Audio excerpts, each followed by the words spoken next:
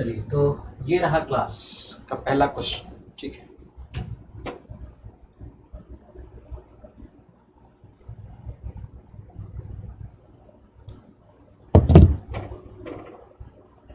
All his bones could be counted, उसके सारी हड्डियां काउंट की जा सकती थी, बिकॉज क्योंकि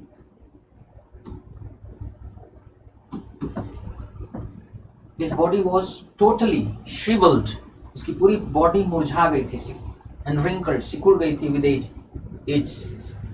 तो कह रहे हैं कि श्रिवल्ड और रिंकल्ड विद एज, इसके लिए कौन सा ऐसा वर्ड है जो सब्स्टिट्यूट कर सकता है? ठीक है, श्रिंक मतलब होता है साइज छोटा हो जाना, ड्राई मतलब सूख जाना, बोनी मतलब हड्डी वड्डी वाला। तो बोन्स काउंट किए जा सकते थे क्योंकि उसका बॉडी पूरी तरह श्रिवल्ड और रिंकल्ड। श्रिवल्ड और रिंकल्ड जो होता है उसका मतलब होता है वाइजेंड, मुरझा के सिकुड़ जाना। हाँ, नाउअडेज मेनी डॉक्टर्स एडवाइस, आजकल बहुत सारे डॉक्टर्स सलाह देते हैं to live in the countryside, गाँव में रहने के लिए, कंट्री साइड ग्रामीण क्षेत्र में रहने की सलाह देते हैं। To live in the countryside सही है कि नहीं सही है? देखो, एडवाइस के साथ एक वर्ड यूसेज पढ़ाए हैं हमने आपको, 3 चीजें, नाउन्स, एडजेक्टिव्स और वर्ब्स। जब आप सीखते हैं किसी नाउन एडजेक्टिव वर्ब को तो साथ में उसका यूसेज भी सीखना पड़ता है कि उसका इस्तेमाल कैसे होगा। यानी उसके बाद किसी नाउन एडजेक्टिव वर्ब के बाद इन्फिनिटिव आएगा कि वर्ब काइंजिव फॉर्म आएगा कि प्रीपोजिशन फ्रेज आएगा, ये सीखना पड़ता है। तो एडवाइस जो है ना, एडवाइस समबडी होगा तब होगा टू डू समथिंग, लेकिन अगर समबडी ना हो, ऑब्जेक्ट ना हो, तो एडवाइस टू डू समथिंग नहीं होता है, एडवाइस डूइंग समथिंग होता है।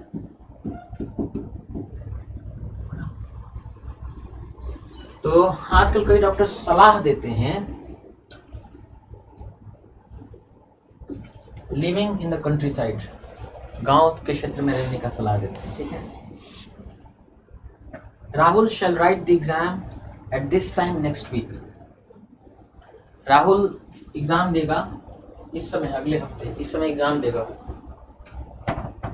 शैल का इस्तेमाल नहीं होगा ना राहुल के साथ। शैल का इस्तेमाल कब हो सकता है? जब संकल्प दिखा रहे हैं, जहां डिटर्मिनेशन, संकल्प, रेजोल्यूशन दिखाना हो।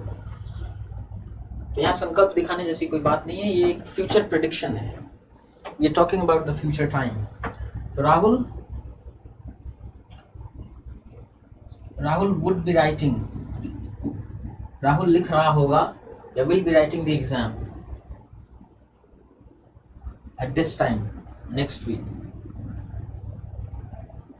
Rahul will have been written, मतलब राहुल लिखा जा चुका होगा, राहुल को लिखा जा चुका होगा, कैसे होगा? मीनिंगलेस हो जाएगा। तो राहुल वुड बी राइटिंग, ठीक है, वुड का मतलब और विल का मतलब ऑलमोस्ट सेम ही होता है, ठीक है ना। अगर आपने कंप्लीट इंग्लिश कोर्स पढ़ा है तो आपको मालूम है वुड के जगह विल नहीं आ सकता, लेकिन विल के जगह वुड आ सकता है। कुड के जगह कैन नहीं आ सकता, लेकिन कैन की जगह कुड आ सकता है। माइट की जगह मे नहीं आ सकता, लेकिन मे की जगह माइट आ सकता है। Seldom has the discoveries of the world's greatest discoverers like Copernicus or Galileo been forgotten. Seldom, कभी नहीं, has the discoveries of the world's greatest discoverers, खोज, दुनिया के सबसे महान खोजकर्ताओं के खोज, जैसे कि कोपरनिकस या गैलीलियो, इन महान डिस्कवरर्स की जो खोजें हैं उनको कभी नहीं, सेल्डम मतलब कभी नहीं भुलाया गया है।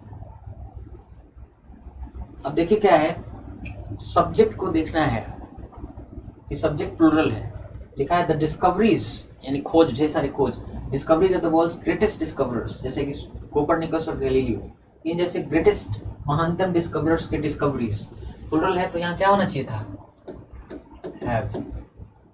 Seldom have the discoveries of the world's greatest discoverers like Copernicus or Galileo been forgotten. कभी उनको भूला नहीं गया, तो गड़बड़ा गया मामला यही। Walking on the road, a rickshaw hit him. अब देखिए यहाँ a rickshaw, इसके लिए walking on the road, सड़क पर चलता हुआ। तो ये बताइए, रिक्शा वॉक करेगा, उसके पैर होते हैं क्या कि रिक्शा वॉक करेगा? तो ये पार्टिसिपल है। पार्टिसिपल आपको मालूम है किसका काम करता है? एडजेक्टिव का। नियरेस्ट नाउन प्रोनाउन की चर्चा करता है। अब ये मिस रिलेटेड पार्टिसिपल है, क्योंकि जिस नाउन की चर्चा कर रहा है उसके साथ वो सटीक अर्थ दे नहीं रहा, बैठ नहीं रहा है, क्योंकि रिक्शा वॉक नहीं कर सकता। कहना ही वो ये चाहता है कि जब वो चल रहा था, मतलब कोई आदमी था जब वॉक कर रहा था, तो कोई रिक्शा उसको हिट कर गया। तो इसको सही करने का एक ही तरीका है, यहाँ पे आप कर दीजिए while walking on the road। Road पे वॉक करने के दौरान रिक्शा हिट हिम मतलब एक रिक्शा उसको हिट कर दिया। तो इसके वॉकिंग के पहले while लगा दीजिए, प्रीपोजिशन फ्रेज बन जाएगा, एडवर्बियल का काम करने लगेगा। तो गड़बड़ा गया मामला। वॉकिंग के पहले क्या होना चाहिए था? while walking on the road a rickshaw hit him।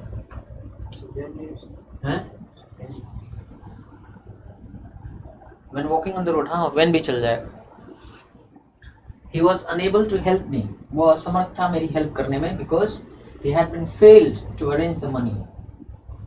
पढ़ के ही समझ में आ जा रहा है। वो असमर्थ था मेरी हेल्प करने में, मेरी सहायता नहीं कर पाया, क्योंकि he had been failed नहीं, because he had failed, क्योंकि वो फेल हो गया था पैसा अरेंज करने में। he had failed because he had failed to arrange the money। पैसा की व्यवस्था करने में वो सफल रहा था, इसलिए मुझे सहायता नहीं कर पाया। अब आप सोच रहे होंगे सर इतना आसान सवाल कैसे है? ये सब सीजीएल के सवाल हैं इस बार के। मैं तो सवाल देता तो कठिन ही देता, और अभी ये सवाल एग्जाम्स के हैं तो इससे आसान लग रहे हैं।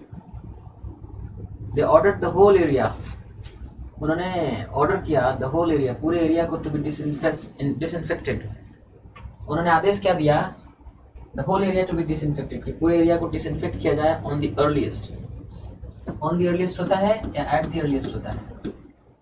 जल्दी से जल्दी, जितना जल्दी हो सके उतना जल्दी। उन्होंने आदेश दिया कि पूरा एरिया डिसइंफेक्ट किया जाए, यानी डिटॉल और ये सब कुछ छिड़काव किया जाए ताकि वो इन्फेक्शन खत्म हो। एट द अर्लीस्ट होता है। एट द अर्लीस्ट मतलब जितना जल्दी हो सके उतना जल्दी, यथाशीघ्र। Gifting is generally taken to be the easiest act. Gift देना, उपहार देना को आमतौर पे इसको लिया जाता है to be the easiest act, की सबसे आसान कार्य है। टू डैश फोरसेक, फोरसेक मतलब त्याग देना, परफॉर्म करना, फॉरगिव माफ करना, ऑब्जर्व पालन करना। If only you have the heart, अगर आपके पास हार्ट है, हृदय है, टू पार्ट विद समथिंग, कि आप दे सकें कुछ इन योर पोजेशन, जो आपके पोजेशन में हो। तो गिफ्टिंग को आमतौर पे लिया जाता है ईजीएस्ट एक्ट, सबसे आसान कार्य टू परफॉर्म करने के लिए, सबसे आसान काम है करना। इफ ओनली, अगर आपके पास, if only you have the heart, अगर आपके पास दिल है, हृदय है, टू पार्ट विद समथिंग, कि आप दे सकें कुछ इन योर पोजीशन, जो आपके अधिकार में है, कब्जे में, आपके पास। डिस्क्रिशन का मतलब होता है विवेक। जैसे मेरे पास स्वतंत्रता है, मैं अपने विवेक के आधार पर मैं निर्णय लूंगा, तो विवेक के आधार पर निर्णय लेने की जो अधिकार है उसको डिस्क्रिशन बोलते हैं। फॉरगिव माफ करना, ऑब्जर्व कोई चीज को, व्रत वगैरह पालन करना, कंट्रोल नियंत्रण, कैपेसिटी क्षमता, पोजीशन अपना कब्जे में, हक में कोई चीज है। Growing up in Bengaluru, Bengaluru में जिस दौरान मैं बड़ा हो रहा था, I have watched the city grow, मतलब बेंगलुरु में बढ़ने के दौरान, बड़े होने के दौरान मैंने शहर देखा है बढ़ते हुए, ग्रो करते हुए। And dash at it seems, और इसको देखा है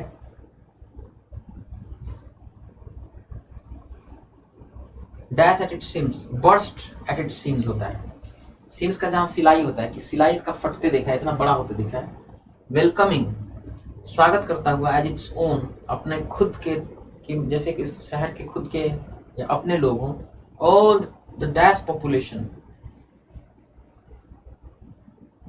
इन सर्च ऑफ जॉब्स, जो जॉब्स की तलाश में आते थे, एंड प्लेजेंट वेदर की तलाश में आते थे। ठीक है। Growing up in Bengaluru, Bengaluru में बड़े होने के दौरान मैंने देखा है सिटी को ग्रो करते हुए, बढ़ते हुए। And flex at it seems, और जहाँ इसकी सिलाई है, एक्चुअली ये ईडियम है, बर्स्ट या फ्लेक्स इट सीम्स का मतलब जहाँ सिलाई हो बहुत उस पर दबाव है, कहीं फट ना जाए।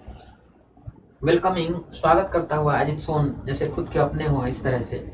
ऑल द माइग्रेंट पॉपुलेशन, सभी प्रवासी जनसंख्या का, इन सर्च ऑफ जॉब्स, जो नौकरी की तलाश में आते हैं, प्लेजेंट वेदर, और सुखद मौसम की तलाश में।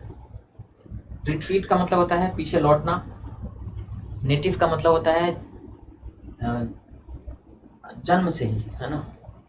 नेटिव का मतलब जहाँ जन्मजात या जन्म से संबंधित। फूड मतलब भोजन। फ्लेक्स मतलब होता है खींचना। माइग्रेंट मतलब प्रवासी, एक जगह से दूसरे जगह जाता हूँ। वेदर मौसम। कर्टेल मतलब छोटा करना। लोकल स्थानीय। डेस्टिनेशन मतलब मंजिल। डिमोलिश विध्वंस कर देना। फॉरेन विदेशी। टूरिज्म पर्यटन। I had all the comforts of life, मेरे पास था all the comforts of life, जीवन के सारे सुख ऐशो आराम थे। इन माई चाइल्डहुड, मेरे बचपन में। यहाँ क्या होना चाहिए था? All the comforts of life. बड़ा सिंपल सवाल है, एग्जाम में ना बड़े आसान सवाल पूछे जाते हैं। आजकल जो एग्जाम का पेपर है, इंग्लिश ही डिसाइड करता है एसएससी सीजीएल में होगा कि नहीं होगा। और एसएससी सीजीएल में जो लोग नीतू सिंह की किताब पढ़ रहे हैं, एचपी बख्शी की किताब पढ़ रहे हैं, ग्रामर रूल्स पढ़ रहे हैं, सब तो एक जैसा है। और जिनको इंग्लिश पढ़ने लिखने बोलने सुनने नहीं आता, जो इंग्लिश रीडिंग लिसनिंग नहीं करते, जिनका मीडियम इंग्लिश नहीं है, जो हिंदी में जीएस पढ़ते हैं, खतरनाक है, उनका नौकरी खतरे में। जीएस आपको इंग्लिश में पढ़ना पड़ेगा और इन किताबों से कुछ नहीं होगा। अगर आप मेंस का 45 क्वेश्चन लेके बैठिए, साथ में किताब भी लेके बैठिए और 5 घंटा लगाइए, किताब से नकल कर करके क्वेश्चन करिए, 5-6 क्वेश्चन ना कर पाएंगे आप। ठीक है। दे क्राइड, करके देखना समझ में आएगा। दे क्राइड, उन्होंने आवाज लगाई, ब्रावो, वाह वाह, वेल डन, शाबाश। तो they shouted in joy that they had done well.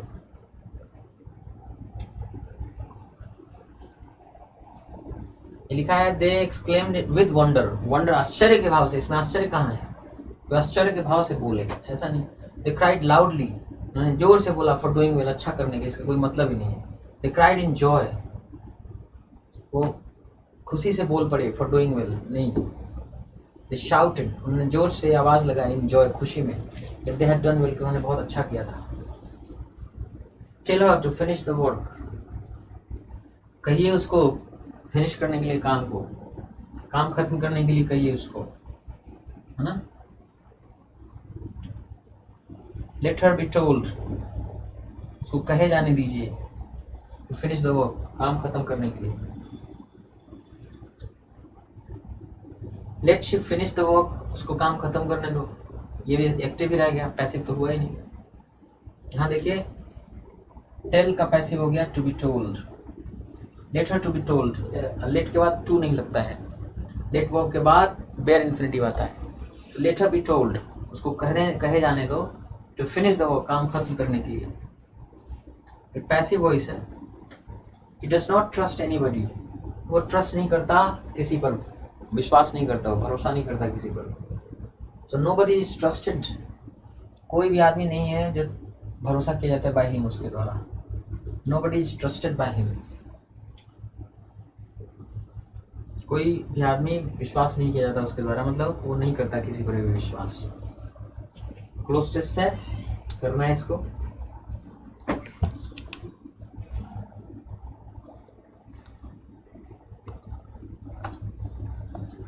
The phrase non-governmental और non-profit is commonly used. ये जो phrase है non-governmental या non-profit, इसको आमतौर पे इस्तेमाल किया जाता है to refer, हवाला देने के लिए, जिक्र करने के लिए, to the various organizations, कई तरह के संस्थाओं को, that comprise civil society. तो various organizations, कई सारे organizations, plural है ना, that comprise, क्योंकि सब्जेक्ट प्लूरल है, ऑर्गेनाइजेशंस है, इसी के लिए रिलेटिव प्रोनाउन दैट आया, दैट ऑर्गेनाइजेशंस के लिए आया, यानी दैट भी प्लूरल है। प्लूरल सब्जेक्ट के लिए प्लूरल कंपैटिबल वर्ब होना चाहिए, कंप्राइज। तो ये जो फ्रेज नॉन गवर्नमेंटल या नॉन प्रॉफिट है, इस कॉमनली यूज्ड, आमतौर पे इनका इस्तेमाल होता है टू रेफर, रेफर करने के लिए, हवाला जिक्र करने के लिए टू द वेरियस ऑर्गेनाइजेशंस, उन अनेक ऑर्गेनाइजेशंस को दैट कंप्राइज, जो शामिल करता है सिविल सोसाइटी को भी, आम नागरिक समाज को। इन जनरल, आमतौर पे सच ऑर्गेनाइजेशंस, इस तरह के जो ऑर्गेनाइजेशंस हैं, आर डिस्टिंग्विश्ड, उन्हें अलग किया जाता है, उन्हें अलग समझा जाता है by the dash, by the fact, by the value, by the clue, by the lie, by the fact that they operate for reasons other than financial gain. ठीक है, तो आमतौर पे ऐसे ऑर्गेनाइजेशंस को डिस्टिंग्विश करते हैं, बाकियों से अलग समझते हैं बाय द फैक्ट, इस बात से दैट दे ऑपरेट, कि वो चलते हैं फॉर रीजन्स, ऐसे कारणों से, अदर देन फाइनेंशियल गेन, जो वित्तीय लाभ से हट के होता है। सर्वेज इंडिकेट, जो सर्वे हैं, सर्वेक्षण हैं, संकेत करते हैं, बताते हैं that NGOs, non governmental organisations, have a high degree of public thought, public trust, public belief, public idea, which can make them a useful proxy, जो बना सकता है उन्हें एक उपयोगी प्रॉक्सी, का मतलब होता है किसी दूसरे के जगह पर एक प्रतिनिधि के रूप में काम करना, for the concerns of society and stakeholders. Surveys indicate क्या करते हैं कि जो NGOs have a high degree of public trust, public belief नहीं होता है, पब्लिक ट्रस्ट होता है, जनता का भरोसा, कि एनजीओज में बहुत ज़्यादा मात्रा में लोगों का भरोसा होता है, लोग बहुत भरोसा करते हैं एनजीओज पे, which can make them a useful proxy, जो बना सकता है उनको एक उपयोगी प्रतिनिधि, फॉर द कंसर्न, उन चिंताओं के लिए, समाज की जो चिंताएं हैं और स्टेक होल्डर्स उनके लिए, शेयरधारक। एनजीओज रेंज फ्रॉम, फॉर्म नहीं, from,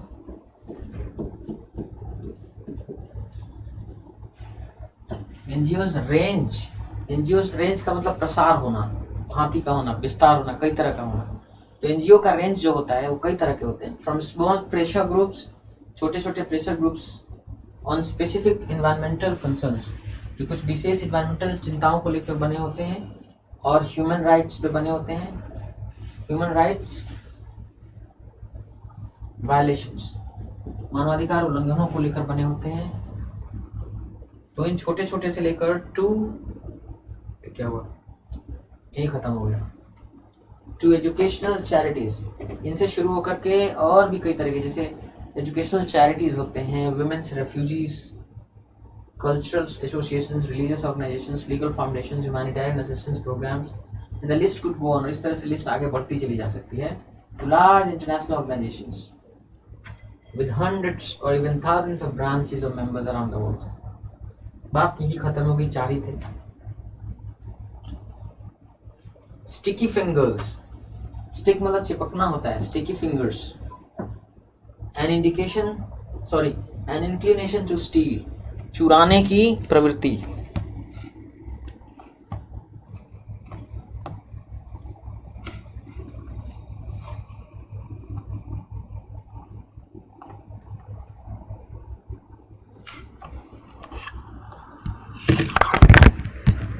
habit of leaking fingers, आदत उंगली चाटने की। टेंडेंसी टू इंटरफेयर, दूसरे के बीच में हस्तक्षेप करने की एक प्रवृत्ति। टेंडेंसी टू फॉरगेट, भूल जाने की प्रवृत्ति। एंड इंक्लिनेशन, आदमी के अंदर प्रोपेंसिटी होती है, प्रवृत्ति होती है, लगा होता है चुराने का मन करता है। स्टिकी फिंगर्स, अगर ध्यान से अगर देखें तो ऐसी उंगलियां जो जिसमें चीजें चपक जाएं, मतलब इसको छुआ मैंने, चपक गया, चोरी करने की टेंडेंसी का नाम है, इडियम है ये।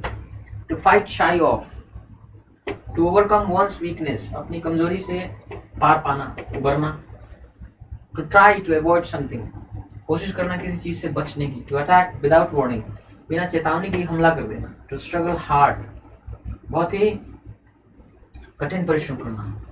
To fight shy of actually ये है, to try to avoid something, किसी चीज से बचने का प्रयास करना।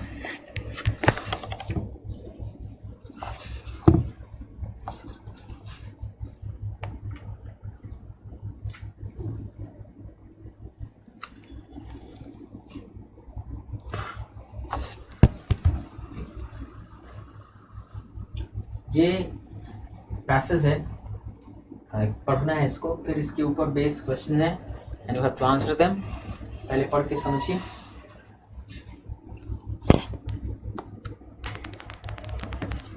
Early written symbols were based, शुरुआत में जो रिटन सिंबल्स थे, लिखे हुए चिन्ह, और बेस्ड वो आधारित थे ऑन पिक्टोग्राफ्स, पिक्टोग्राफ मतलब ऐसे निशान थे जिसमें पिक्चर थे, चित्र, पिक्चर्स विच रिजेंबल, ऐसे पिक्चर्स जो के तरह दिखते हैं, रिजेंबल करते हैं, व्हाट दे सिग्निफाई, कि जो चीज़ वो सिग्निफाई करते हैं, जिसका वो प्रतीक होते हैं, उसी का के तरह दिखते हैं। एंड आइडियोग्राम्स, आइडियोग्राम्स होते थे सिंबल्स विच रिप्रेजेंट आइडियाज, ऐसे चिन्ह जो आइडियाज या विचारों को रिप्रेजेंट करें। Ancient Sumerian, Egyptian and Chinese civilisations, जो प्राचीन सुमेरिया यानी मिस्र की इराक शायद हम इराक के आसपास का एरिया सुमेरिया कहलाता था। तो शुरुआती सुमेरियन, इजिप्शियन, मिस्र का, चाइनीज सिविलाइजेशंस, ये जो सभ्यताएं बिगैन, इन्होंने शुरू कर दिया टू एडेप्ट, ढालने को, सच सिंबल्स को, ऐसे चिन्हों को ढालना शुरू कर दिया, टू रिप्रेजेंट, कि वो रिप्रेजेंट करें, दिखाएं कॉन्सेप्ट्स, अवधारणाओं को, developing them into logographic writing system, और उनको विकसित किया कि लोगोग्राफिक राइटिंग सिस्टम, एक ऐसा राइटिंग सिस्टम जिसमें जिस चीज़ को आप लिखना बोलना समझाना चाहते हैं उसके लिए आप चित्र का इस्तेमाल करते हैं।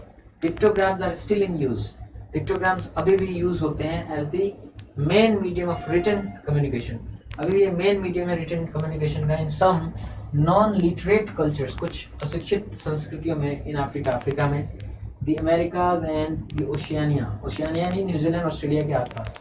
Pictographs are often used, pictographs का अक्सर इस्तेमाल किया जाता है as simple pictorial representational symbols, कि बड़े सरल पिक्चर वाले, दिखाने, प्रतिनिधित्व करने वाले, इंडिकेट करने वाले प्रतीक, बाय मोस्ट कंटेम्प्रेरी कल्चर्स, अधिकांश समकालीन कल्चर्स द्वारा। पिक्टोग्राफ्स का आज के समकालीन कल्चर्स द्वारा भी यूज होता है, सिंपल पिक्टोरियल रिप्रेजेंटेशनल सिंबल्स के रूप में। जैसे अभी भी तो हम लोग कहीं कहीं जैसे ट्रैफिक का है, स्कूल का है, नॉइज डर करो, उसके लिए तो इस्तेमाल करते हैं ना, भोंपू बना के काट देते हैं कि यहाँ आवाज सही करनी है। Pictographs can be considered, pictographs को माना जा सकता है एन आर्ट फॉर्म, कला का एक रूप, और कैन बी कंसीडर्ड, यह माना जा सकता है रिटन लैंग्वेज, लिखित भाषा है, and are designated as such, और इनको इसी तरह से डेजिग्नेट किया गया है, पदवी दी गई है, माना गया है in pre Columbian art, native American art, ancient Mesopotamia and painting in Americas before colonisation, colonisation के पीछे पहले जो पेंटिंग था,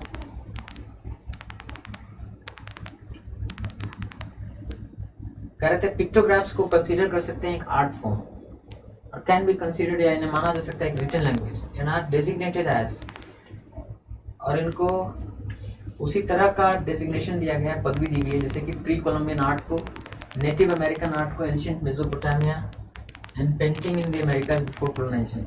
one example of many is the rock art of the Chumash people, एक एग्जांपल है, कईयों में से एक एग्जांपल है रॉक आर्ट, चट्टानों में जो कलाकृति की गई है चुमाश समुदाय के लोगों द्वारा, part of the native American history, जो हिस्सा है वहाँ का जो native American history of California, California में जो वहाँ के नेटिव अमेरिकन्स रहते थे उनके इतिहास का ये हिस्सा है। एन अर्ली मॉडर्न एग्जाम्पल, एक शुरुआती, जो बहुत शुरू का initial modern example of the extensive use of pictographs, बहुत ज़बरदस्त ज़्यादा यूज होता था पिक्टोग्राफ्स का, उसका एक एग्जाम्पल मे बी सीन देखा जा सकता है इन द मैप में, नक्शे में, in the London suburban time tables of the London and north eastern railway, वहाँ के रेलवे के उसमें इस्तेमाल मैप में देखा जा सकता है। 1936 to 1947 वहाँ पिक्टोग्राफ्स का यूज हुआ है, डिजाइंड बाय जॉर्ज डो, जिसको जॉर्ज डो ने डिजाइन की थी, इन विच अ वैरायटी ऑफ पिक्टोग्राफ्स, जिसमें कई तरह के पिक्टोग्राफ्स वर यूज्ड, इस्तेमाल किए गए थे, टू इंडिकेट, दिखाने के लिए, फैसिलिटीज, उन फैसिलिटीज या सुविधाओं को अवेलेबल जो उपलब्ध थे, नियर ईच स्टेशन, हर स्टेशन के नजदीक। Pictographs remain in common use today, pictographs हैं आम इस्तेमाल में आज भी, serving as pictorial representational signs, जो काम करते हैं चित्र आधारित रिप्रेजेंटेशनल साइन या निशानी के रूप में, इंस्ट्रक्शंस के रूप में, स्टैटिस्टिकल डायग्राम्स के रूप में। Because of their graphical nature, चूंकि उनका ग्राफिकल या एक ग्राफिकल नेचर का मतलब उनकी स्वभाव ऐसा है कि वो चित्र से ही बहुत चीज समझा बुझा देते हैं, एंड फेयरली रियलिस्टिक स्टाइल, इसकी वजह से दे आर वाइडली यूज्ड, इनका बहुत ज़्यादा यूज होता है टू इंडिकेट पब्लिक टॉयलेट्स को इंडिकेट करने के लिए, और प्लेसेस, ऐसी जगहों को such as airports and train station को इंडिकेट करने के लिए। Because they are a concise way, क्योंकि ये बहुत ही संक्षिप्त तरीके हैं टू कम्युनिकेट करने का कॉन्सेप्ट, किसी कॉन्सेप्ट को टू पीपल, लोगों को वो स्पीक मेनी डिफरेंट लैंग्वेजेस, जो कई अलग अलग भाषा बोलते हैं। Pictograms have also been used extensively, pictograms का बहुत इस्तेमाल किया गया है एट दी ओलंपिक्स में सिंस 1964 समर ओलंपिक्स, 1964 के समर ओलंपिक्स के बाद से, and redesigned for each set of games, उन्हें रीडिजाइन किया जाता है हर गेम्स के लिए। Pictographs can often transcend languages, pictographs जो है वो ट्रांसेंड कर सकते हैं लैंग्वेजेस के, भाषाओं के पार जा सकते हैं, इन दैट, इस अर्थ में कि they can communicate to speakers of a number of tongues, क्योंकि ये कम्युनिकेट कर सकते हैं टू स्पीकर्स, ऐसे लोगों से of a number of tongues, जो कई तरह के अलग अलग भाषाएं बोलते हैं, लैंग्वेज फैमिलीज, इक्वली इफेक्टिवली, उतने ही effectively, even if the languages and cultures are completely different, अगर लैंग्वेज और कल्चर अलग अलग हो तो भी। दिस इज वाई, यही कारण है कि road science and similar pictographic, जो सड़क पे निशान होते हैं और इसी तरह के pictographic material are often applied, अक्सर इनको इस्तेमाल करते हैं एज ग्लोबल स्टैंडर्ड्स, है ना, वैश्विक स्तर के मानक के रूप में, एक्सपेक्टेड टू बी अंडरस्टूड, जो उम्मीद की जाती है कि समझी जाएगी बाय नियरली, और लगभग हर आदमी द्वारा। A standard set of pictographs, pictographs का एक मानक रूप वाज डिफाइंड, इसको परिभाषित किया गया in the international standard ISO 7001 public information symbols. Other common sets of pictographs, और दूसरे जो कॉमन सेट्स हैं पिक्टोग्राफ्स के, are the laundry symbols used, laundry symbols कपड़ा से धुलाई संबंधी सिंबल्स हैं यूज, जो इस्तेमाल होता है क्लॉथिंग टैग्स, क्लॉथ कपड़े पे जो टैग लगाते हैं, एंड केमिकल हैजर्ड सिंबल्स, और रासायनिक चीज जिनसे खतरा है ऐसे सिंबल्स के रूप में, एज स्टैंडर्डाइज, इनको मानकीकृत की गई है बाय द GHS सिस्टम द्वारा। पिक्टोग्राम्स हैव बीन पॉपुलराइज्ड, पिक्टोग्राम्स को लोकप्रिय बनाया गया है इन यूज, प्रयोग में, ऑन द वेबसाइट पे, एंड इन सॉफ्टवेयर में, बेटर नोन एज, जो बेहतर रूप से जाना जाता है, icons displayed on a computer screen, जो दिखाया जाता है कंप्यूटर स्क्रीन पे, इन ऑर्डर टू हेल्प करने के लिए यूजर्स को नेविगेट अ कंप्यूटर सिस्टम, कि कंप्यूटर सिस्टम को नेविगेट कर सकें, उससे पार पा सकें, उसमें काम कर सकें मोबाइल डिवाइस पे। Which of the following is an early example, निम्नलिखित में से कौन सा एक अर्ली एग्जाम्पल है of use of pictographs, pictographs के इस्तेमाल का इन मॉडर्न टाइम्स? तो लंदन रेलवे टाइम टेबल, ये अर्ली यूज हुआ था पिक्टोग्राफ्स का, इसका ये एग्जाम्पल है, ठीक है। What is the passage mainly about? ये पैसेज मेनली किसके बारे में? पिक्टोग्राफ्स के बारे में। Use of pictographs in ancient and modern times, pictograph का इस्तेमाल पुराने समय में, आज के समय में, इसके बारे में। Pictographs as an art form, pictographs art का एक रूप है, कला का एक रूप है इसका। लिमिटेशंस ऑफ पिक्टोग्राफ्स, पिक्टोग्राफ्स की क्या सीमाएं या कमियां हैं? ये ओरिजिन ऑफ पिक्टोग्राफ, पिक्टोग्राफ्स का ओरिजिन हुआ कैसे, इस पर बात। पिक्टोग्राफ्स का यूज पुराने समय में और आज के समय में क्या है, इस पर मेन बात हुआ है, ठीक है। ये सवाल एक अच्छा था, है ना, बिकॉज ऑप्शंस वर क्लोज, बाकी थोड़ा आसान है। पिक्टोग्राफ्स आर यूज्ड, पिक्टोग्राफ्स का इस्तेमाल होता है इन Olympic games, because Olympic games में पिक्टोग्राफ का यूज होता है, बिकॉज क्योंकि दे कैन ट्रांसेंड लैंग्वेजेस, क्योंकि पिक्टोग्राफ्स भाषाओं के पार जा सकते हैं, कन्वे इंफॉर्मेशन, सूचना को प्रदान कर सकते हैं इफेक्टिवली, अच्छे से। They can be redesign for each set of games, क्योंकि इनको हर गेम्स के लिए रीडिजाइन किया जा सकता है। They are the main medium of written communication, written communication का मेन मीडियम होते हैं। दे कैन हेल्प, ये हेल्प कर सकते हैं to navigate computer system, computer systems को चलाने में, ये सब नहीं है। दे कैन ट्रांसेंड लैंग्वेज, भाषाओं के भी परे जा सकते हैं, and they can convey information, ये सूचना पहुंचा सकते हैं बहुत ही इफेक्टिवली, असरकारी रूप से, ठीक है। What of the following statements is not true? Which of the following statements, निम्नलिखित स्टेटमेंट्स में से कौन सा ट्रू नहीं है, सत्य नहीं है? रॉक आर्ट ऑफ चुमास पीपल, चुमास समुदाय के लोगों का जो रॉक आर्ट है, इस पार्ट ऑफ मेसोपोटामियन हिस्ट्री, नहीं, ये पार्ट है of native American history of California. गलत है, नॉट ट्रू यही हो गया, नॉट ट्रू, क्योंकि ट्रू नहीं है ना, आपको बताना था कौन सा सत्य नहीं है, ये ट्रू नहीं है। Ideograms are symbols which represent ideas, सही है। Pictographs are widely used to depict road signs, ये भी सही है। जॉर्ज डो यूज्ड पिक्टोग्राफ्स, उन्होंने पिक्टोग्राफ्स का यूज किया टू रिप्रेजेंट फैसिलिटीज, क्या सुविधाएं, इसको दिखाने के लिए, नियर बीच ट्रेन स्टेशन। पहला इस गलत था, पहला जमडूल। 4 सेंटेंसेस हैं, ऑप्शन देखिए। पहला सेंटेंस क्यों हो सकता है, यार हो सकता है। Fort Hare was more than that, Fort Hare जो था वॉज मोर देन दैट, उससे भी ज्यादा था कुछ। It was a beacon for African scholars, ये अफ्रीका के स्कॉलर्स के लिए, बीकन मतलब जो, बीकन क्या होता है, जो दिशा दिखाने का काम करता है, जो बुलाता है। अफ्रीकन स्कॉलर्स के लिए बेकन था from all over southern central and eastern Africa, पूरे सदर्न सेंट्रल और ईस्टर्न अफ्रीका से। अंटिल 1960 तक the university college of Fort Hare, जो फोर्ट हेयर का यूनिवर्सिटी कॉलेज है, in the municipality of Alice municipality या नगर निगम के क्षेत्र में आता था, अबाउट 20 माइल्स, तो लगभग 20 माइल ड्यू ईस्ट, बिल्कुल ईस्ट में था, from the hill town, was the only residential centre of higher education, एकमात्र आवासीय केंद्र था उच्च शिक्षा का, for blankets in South Africa, South Africa के ब्लैक्स के लिए, ब्लैंकेट्स क्यों लिखा है, for young black South Africans, जो नौजवान ब्लैक साउथ अफ्रीकन्स थे, लाइक माई सेल्फ, जैसे कि मैं था, इन ऐसे लोगों के लिए it was Oxford and Cambridge, Harvard and Yale, all rolled into one, सब एक ही में रोल करके सब कुछ था उनके लिए, सारे जो famous universities. The regent was anxious, जो रीजेंट थे वहाँ पे, राजा या उसके कॉलेज के अधिकारी, वॉज एंशियस फॉर मी, तो परेशान थे मेरे लिए, फॉर मी टॉप नहीं, टू, परेशान थे मेरे लिए, टू अटेंड, कि मैं अटेंड करूँ Fort Hare, and I was gratified to be accepted, मैं बहुत खुश था कि एक्सेप्ट कर लिया गया देर वहाँ पे। आई फेल्ट दैट, मुझे लगा कि आई वॉज बीइंग ग्रूम्ड, कि मुझे तैयार किया जा रहा था for success in the world, दुनिया में सफलता के लिए।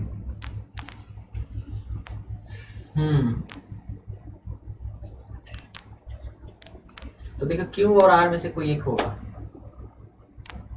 लिखा है यंग ब्लैक साउथ अफ्रीकन, जैसा कि मैं हूं, हम जैसों के लिए, इट वॉज, ये था, Oxford Cambridge Harvard Yale, all roll into one, सब एक में जैसे मिलके हो, तो इट वॉज ये था। ये पहला सेंटेंस हो ही नहीं था सकता है, कौन था पता ही नहीं चल रहा है, सो ऑब्वियसली आर हो नहीं सकता, पहला सेंटेंस क्यू ही होगा, तो ये होगा नहीं। पहला सेंटेंस क्यों होगा कि 1960 तक university college of Fort Hare जो था, जो हिल टाउन शहर से 20 मील दूर था, एकमात्र residential centre of higher education था for blankets in South Africa, South Africa के ब्लैंकेट्स के लिए, ठीक है। और it was, Fort Hare was more than that, Fort Hare जो था मोर देन दैट था, उससे भी ज्यादा था। It was a beacon for African scholars, ये बेकन था अफ्रीकन स्कॉलर्स के लिए, from all over southern central and eastern Africa. देखिए पहले क्यू के बाद आर करना चाहिए, क्यू के बाद आर क्यों करना चाहिए, क्यू में कि 1960 तक बता रहा है फोर्ट हेयर एकमात्र क्या था, residential centre of higher education था साउथ अफ्रीका के ब्लैंकेट्स के लिए। क्यू के बाद फिर आर, हमारे जैसे यंग ब्लैक साउथ अफ्रीकन के लिए, ये ऑक्सफोर्ड कैम्ब्रिज हार्वर्ड सब रोल्ड इनटू वन था। फिर क्यू आर के बाद ये पी एस, और फोर्ट हेयर इससे भी ज्यादा था, क्योंकि ये बीकन था अफ्रीकन स्कॉलर्स के लिए, from all over southern central eastern Africa. The regent was anxious for me to attend Fort Hare, फिर लास्ट में इसको आ ही जाएगा, ठीक है ना। So Q R P S is the right answer.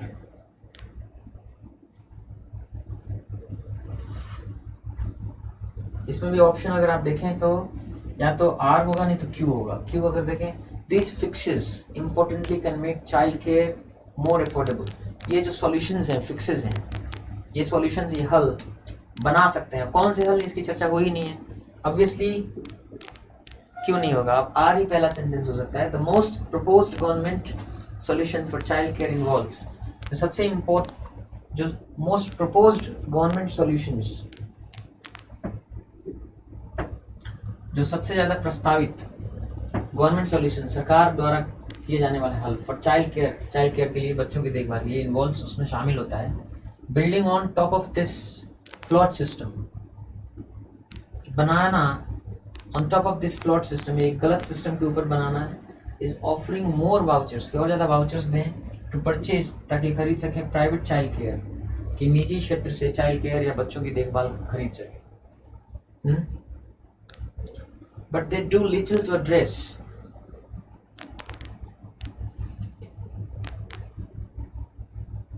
लेकिन दे डू लिटिल, कुछ नहीं करते हैं टू एड्रेस, समाधान करने के लिए द स्ट्रक्चरल नीड्स, जो मेन या फंडामेंटल आवश्यकताएं हैं। इम्प्रूव्ड क्वालिटी की, बेहतर क्वालिटी हो फॉर किड्स, बच्चों के लिए, बेटर वेजेस, ज़्यादा अच्छा तनख्वाह हो, एंड वर्किंग कंडीशंस हो for workers, and more choices in the low income neighbourhoods, जो मोहल्ले हैं जहाँ पे कम आए हैं वहाँ पे ज़्यादा चॉइसेस हों। इस पर कोई काम नहीं करते हो। This fixes importantly can make child care more affordable, ये जो सॉल्यूशंस हैं महत्वपूर्ण रूप से चाइल्ड केयर को अफोर्डेबल बना सकते हैं फॉर पेरेंट्स के लिए, एंड ऑफर लाइफ रैप्स, और जीवन रक्षा दे सकते हैं टू सेंटर्स, हेमरेजिंग वर्कर्स, उन सेंटर्स पे जहाँ पे वर्कर्स बड़े परेशान हैं। Helping parents become savvier at picking care options, and tossing retention bonuses to care givers और अदर्स। हेल्पिंग पेरेंट्स, पेरेंट्स को हेल्प करना, बिकम क्यों बने, सेवियर, सेवी मतलब होता है और एक्सपर्ट, तो एक्सपर्ट हो जाए एट पिकिंग केयर ऑप्शंस, तो चुन सकें केयर ऑप्शंस, ढेर सारे केयर ऑप्शंस उनमें से, and tossing retention bonuses to care givers, और दें रिटेंशन बोनस केयर गिवर्स को और अदर्स। ये किससे मिलता जा रहा है ये पता है, कई सारे सॉल्यूशंस दिए जा रहे हैं, उनमें से एक है। तो सबसे पहले तो क्या होगा कि जो मोस्ट प्रपोज गवर्नमेंट सॉल्यूशंस है उसमें ये शामिल है, फिर पी शामिल है, फिर क्या है, क्यू। तो कौन कौन से प्रपोज्ड गवर्नमेंट सॉल्यूशंस हैं, सरकार मतलब प्रस्तावित सरकारी हल कौन कौन से हैं, तो एक ये है, ये सब हैं हल, आर के साथ टी मिलेगा, फिर क्यू, और ये फिक्सेस जो हैं चाइल्ड केयर को तो अफोर्डेबल बना सकते हैं पेरेंट्स के लिए, लेकिन दे डू लिटिल, वो कुछ नहीं करते to address the structural needs, जो बेसिक आवश्यकता है उसको समाधान करने के लिए। So RPQS is the right answer. ठीक है,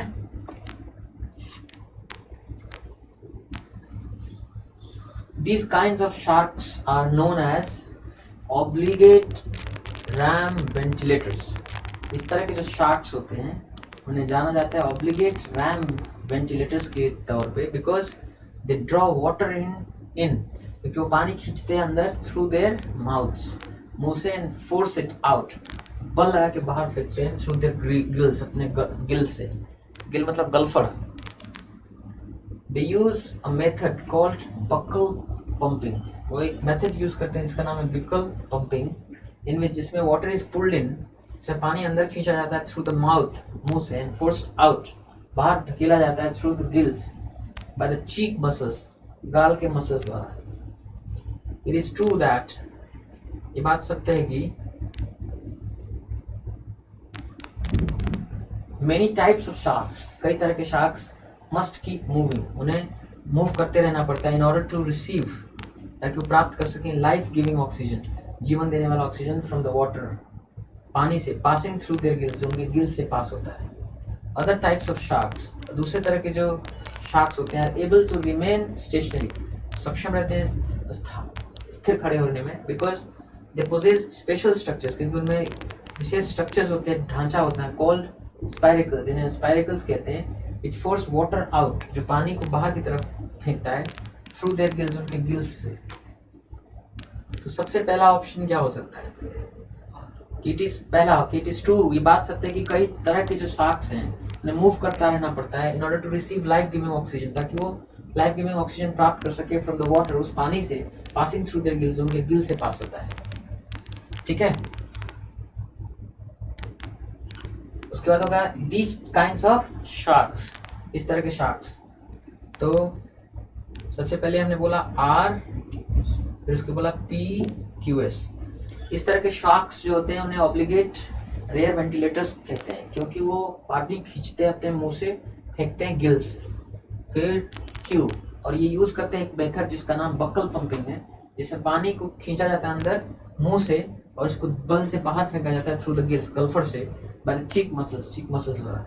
फिर लास्ट में S, other types of sharks, दूसरे तरह की जो शार्क्स हैं वो स्टेशनरी रहती हैं, चुप स्थिर रहती हैं, because they possess special structure, उनमें रहता है, उनके पास होता है विशेष स्ट्रक्चर्स होते हैं, ढांचा या अंग होते हैं जिन्हें स्पाइरिकल्स कहते हैं, जो फोर्स करते हैं वाटर को बाहर फेंकते हैं आउट थ्रू देयर गिल्स, उनकी गल्फर से। सो RPQS is the right answer.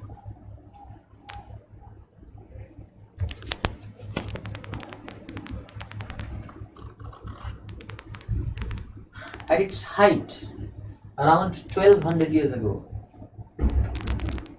अपने हाइट पे, मतलब जब अपने पीक पे था ये, लगभग 1200 साल पहले, द सिटी ऑफ कलाकमुल शहर had a population of about 50,000। वहाँ की जनसंख्या लगभग 50,000 थी। But the kingdom as a whole numbered, लेकिन जो राज्य था एज अ होल पूरा मिला करके नंबर्ड, उसकी संख्या थी मोर देन 5 मिलियन, 5 मिलियन से भी ज्यादा, 50 लाख से भी ज्यादा। Deep in the jungle of southern Mexico, जो दक्षिणी मेक्सिको का जंगल है, वहां पे अंदर में जंगल में, the ruins of a city, एक शहर के अवशेष, दैट थ्राइव्ड, जो फला फूला फॉर सेंचुरीज, कई शताब्दियों तक, बिफोर इट वाज अबैंडन्ड, इससे पहले कि इसको छोड़ दिया गया, मोर देन 1000 years ago, लगभग 1000 साल से ज़्यादा पहले। आर्कियोलॉजिस्ट हैव अनकवर्ड 6750 स्ट्रक्चर्स, उन्होंने खोजा है 6750 स्ट्रक्चर से भी ज़्यादा हियर, यहाँ पे। द लार्जेस्ट इज, सबसे बड़ा है दिस पिरामिड टेम्पल, पिरामिड क्या कहा, एक मंदिर, कॉल्ड सिंपली स्ट्रक्चर, जिसको स्ट्रक्चर कहा जाता है। कलाकमुल था वंस, कभी एक समय पे, one of the 2 duelling superpowers, 2 जो आपस में लड़ रहे सुपर पावर्स थे, शक्तियां, उनमें से एक थी, अलॉन्ग विद टिकल के साथ, of the classical Mayan civilisation, प्राचीन माया सिविलाइजेशन ने शब्द काटा। तो सबसे पहले तो इसमें ये होगा कि deep in the jungle of southern Mexico एक शहर का भग्नावशेष खोजा गया है, पहले तो बी हो जाएगा। ठीक है, ये नहीं होगा, ये नहीं होगा, ये दोनों हो सकते हैं। बी के बाद ए, अपनी हाइट पे लगभग 1200 साल पहले इस सिटी जो कलाकमुल के था, है ना, had a population of about 50,000 people, but the kingdom as a whole numbered more than 5 million. अच्छा, ये भी हो सकता है। Calakmul was once one of the 2 dueling superpowers, along with Tikal of the classical Mayan civilization. B के बाद A भी हो सकता है और D भी हो सकता है। A है नहीं तो BDAC हो जाएगा। पहले की बताया गया कि एक शहर खोजा गया है, फिर D में बताएगा कि कलाकमुल किसी एक समय पे 2 जो डुएलिंग सुपर पावर्स थे, टिकल के साथ, क्लासिकल मायन सिविलाइजेशन में से एक शहर था। फिर ए, जब इसकी हाइट पीक था तो वहाँ 1200 साल पहले, तब उस समय कलाकमुल की जनसंख्या 50,000 थी। फिर लास्ट में सी, आर्कियोलॉजिस्ट ने यहाँ पे 6750 स्ट्रक्चर्स ढूंढे हैं, जिसमें सबसे बड़ा है pyramid temple. So BDAC is the right answer. तो कल सैटरडे है, संडे है, बट मैं रेगुलरली क्लास नहीं ले पाया हूँ, तो उसको कंपेंसेट करने के लिए मैं क्लास लूँगा ज़रूर। ठीक है, so that's it for today, I will see you tomorrow, till then take care of yourself, bye.